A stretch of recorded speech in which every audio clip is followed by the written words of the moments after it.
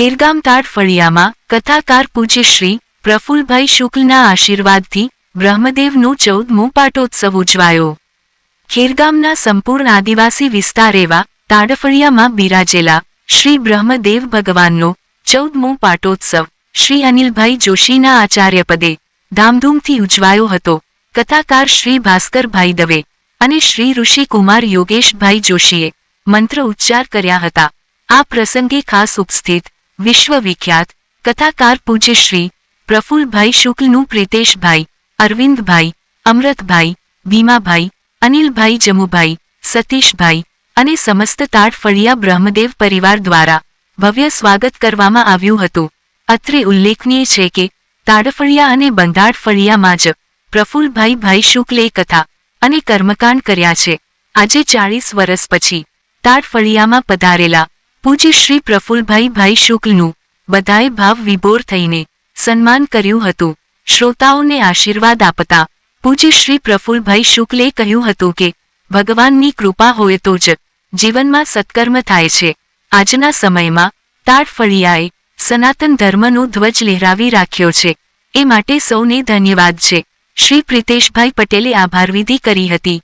બપોરે ભાવિકોને ભોજન પ્રસાદ અપાયો હતો. પ્રસ્તુતિ Abhinav Surat news channel. Editor Prakash Patel, Surat.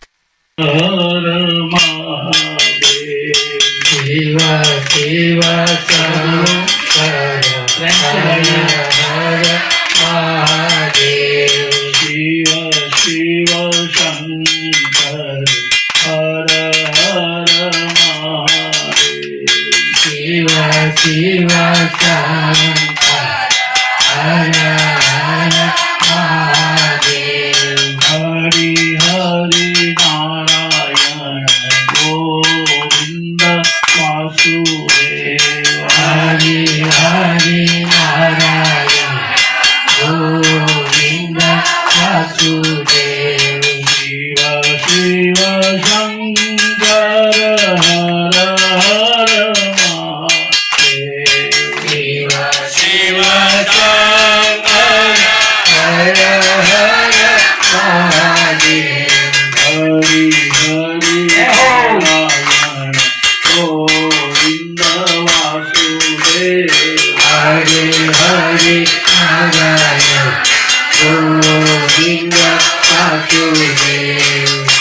Brahmadev ભગવાનની અસીમ કૃપાથી આપણા બંધારણ ફળિયામાં આજે 14મો પાટોત્સવ આચાર્ય શ્રી અનિલભાઈ જોશી, કથાકાર ભાસ્કરભાઈ દવે, અમારા ઋષિકુમાર ઋષિભાઈ જોશી અને સૌ ભક્તજનોના અનુગ્રહથી જ્યારે ઉજવાઈ રહ્યો છે. ખરેખર અહીંયા આવીને બહુ ખુશી અને પ્રસન્નતા થાય છે. અમારા પ્રિતેશભાઈનો ખાસ આગ્રહ, 1 વાર 2 વાર 3 વખત આવીને બાપુ તમારે આવવું જ પડશે.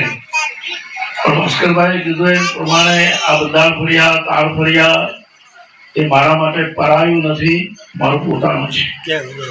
કારણ કે અહીંયા જ હું મોટો છું.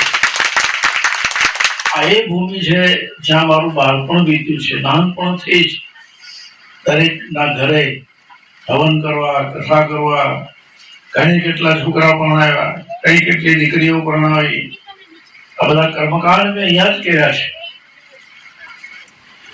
શાસ્ત્રમાં એમ લખ્યું છે કે ભગવાનની કૃપા હોય તો જ માણસના હાથથી સત્કર્મ થાય છે. ભગવાનની કૃપા વગર કોઈ દિવસ સત્કર્મ થતું નથી. મારે કહેવું પડશે કે આપ સૌના ઉપર ભોળાનાથની કૃપા છે, મહાદેવની કૃપા છે. કારણ કે બધાને મળવાનું છે. અરવિંદભાઈ તો મળે જ ને, ખબર નહીં કહા જાય કે દેખાતા જ નથી મને. કેટલા વખતે મહિલા પૂછો ને, કેટલા વર્ષ ભાસ્કરભાઈ તો ડિગ્રીમાં જ બેસી રહે એટલે ના પૂછે. શરૂઆત કરાવે. અહીંયા કથા થવી જોઈએ, ભગવાનનું નામ લેવાવું જોઈએ. સર્વત્ર સુખિનઃ સંતો સર્વે સંતો નિરામયા સર્વે ભદ્રાણી પશ્યંતુ મા કશ્ચિત દુર્ભાગ ભવેત. ખરેખર આ સમાચારને આખા ગુજરાતમાં ટીવી ઉપર મૂકવા માટે અભિનવ સુરત ન્યૂઝ ટેલિવિઝન સર્વિસને અને એના એડિટર પ્રકાશભાઈ પટેલને પણ આપણે તાળીઓના ગણગડાટ સાથે લાખ લાખ ધન્યવાદ આપીએ છીએ. અભિનવ સુરત ન્યૂઝનો ખૂબ આભાર માનીએ છીએ. અસ્તુ, ધન્યવાદ. एक बार प्यार से बोले ओम नमः शिवाय.